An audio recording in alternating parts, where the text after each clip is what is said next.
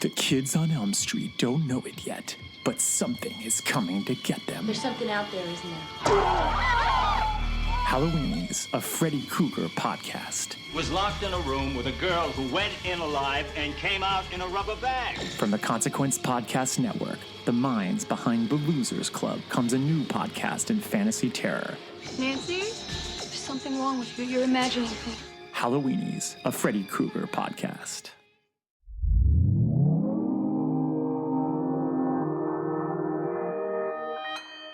Consequence Podcast Network.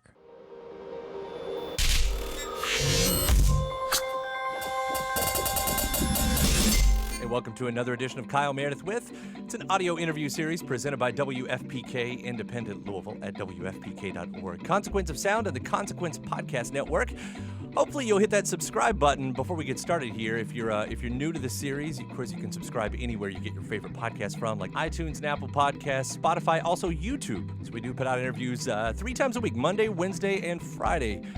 Keep up with this series. I'm Kyle Meredith. Today, my guest, Patton Oswalt. He's on a summer tour right now as he gets ready for his next special. But the man has been very, very busy. Of course, you might have seen him recently in the TV shows AP Bio and Happy, both recently canceled, but one of them possibly coming back. We'll talk about co-starring in The Secret Life of Pets 2 with Harrison Ford, fantasy and science fiction's world domination and being part of the MST3K universe, and his surprising association with true crime. It's Kyle Meredith with Patton Oswalt. Hey, what's up, man? So you're going to be in town here at the Louisville Palace. It's right next door to us at WFPK this Sunday, July 7th. It's going to be nice to have you back in town on this tour. Yeah, I know. I can't wait. It'll be really fun. Is it worth asking? Can you give the secrets ahead of time? Like what this tour is? There like is there the central through line, the theme that you're kind of hitting at on this round? No, I've never had that.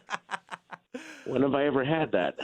I don't know. I feel like that's what people do. You know, you take the tour, you kind of have the idea. No one does that. All right. You tell jokes. I have an hour new joke theme. No, sorry, man. I don't have that. Well, regardless, I'm looking forward to all the jokes. All the jokes. Oh, thanks, man. Yeah, we do love what you do. You know, I'll say that me and my family, we just saw the Secret Life of Pets 2, and you were fantastic in thanks, that. Man. That was really fun. There's got to be some part of you, mind exploding a little bit that you're working in some fashion with Harrison Ford. Is that real? Oh yeah, I mean, I never got to record with him, but I do scenes with him for God's sakes. It was pretty amazing. I don't know. I don't know if anybody had to pick. When I was growing up, I was a child of the '80s, and it was, of course, you had Harrison Ford double bill there with Star Wars and Indiana. I was more of the Indiana Jones fan, but somewhere along the lines, and maybe the points. Fantasy and science fiction won. It stopped being the underground thing, and it's now the major thing. Yeah. When was that? When did that happen? It's the culture now. I mean, you got to talk to a pop culture historian, but I mean, it didn't happen. I guess it happened gradually. Obviously with Star Wars in '77, and then it just kept metastasizing, and here we are.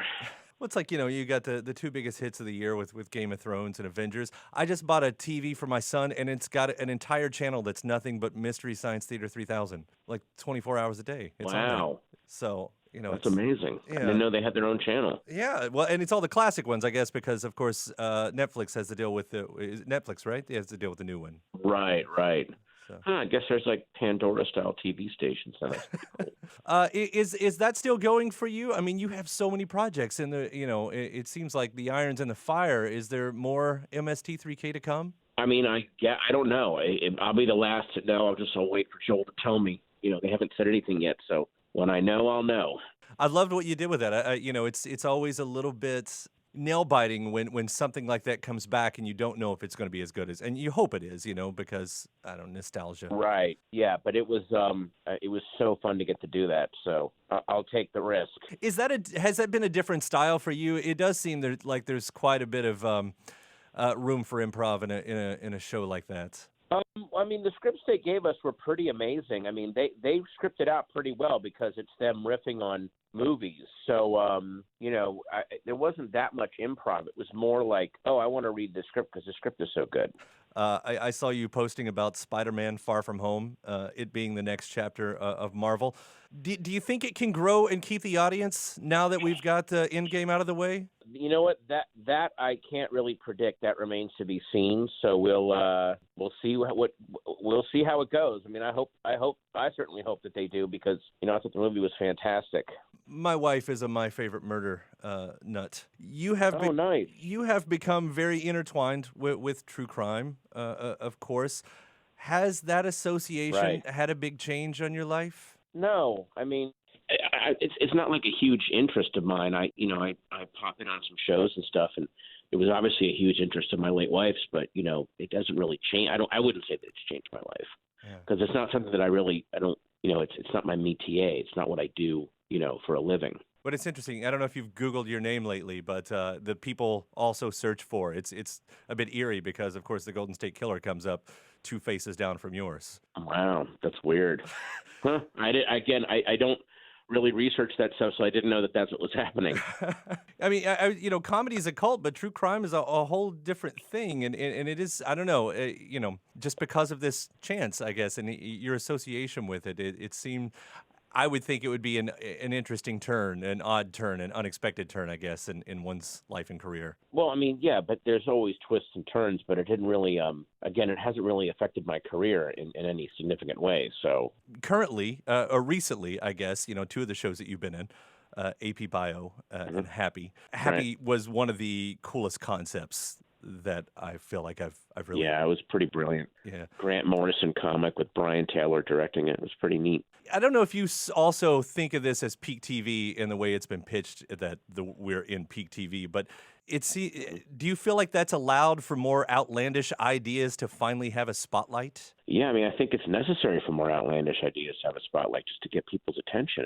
It's such a crowded field. It's sometimes hard to stand out, Like, does that also change how you look for projects and write? Yeah, I mean, you have to keep that in mind, that things are so. Yeah, I mean, I definitely look for what's going to be something that's interesting and boundary pushing. So both of these, they've sort of been, I don't know, like Happy. I know it was recently canceled, but rumors are that it'll still be picked up. Do you know anything about that yet? I don't.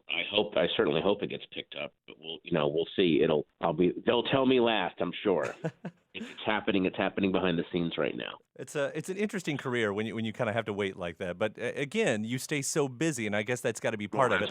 That's what this career always is, though. There's always waiting and show. Yeah. It's nothing new. But like having to stay busy just in case something doesn't come back, you've got to be on to the next thing, which you've pulled off. That's how it goes. The next special. I mean, I know it's been a couple years since the last one. Are you thinking? Is there another one of those in the works? Do you know what that's going to be? Yeah, I'm going to do that in the fall. That's why I'm doing this tour. I'm getting the new hour ready. So it gets released in the fall or later in the year after that? I'll tape it in the fall. I'm not sure when they'll release it. We've enjoyed all the others.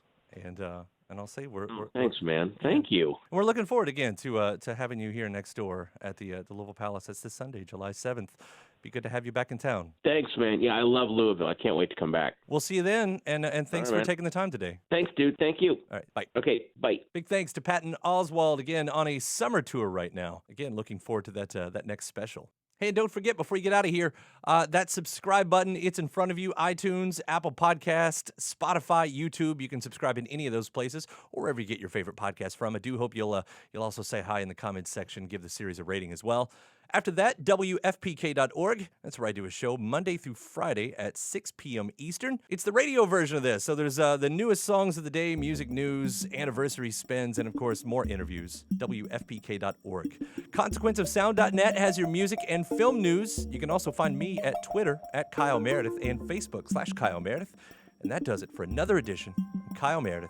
I'll see you next time.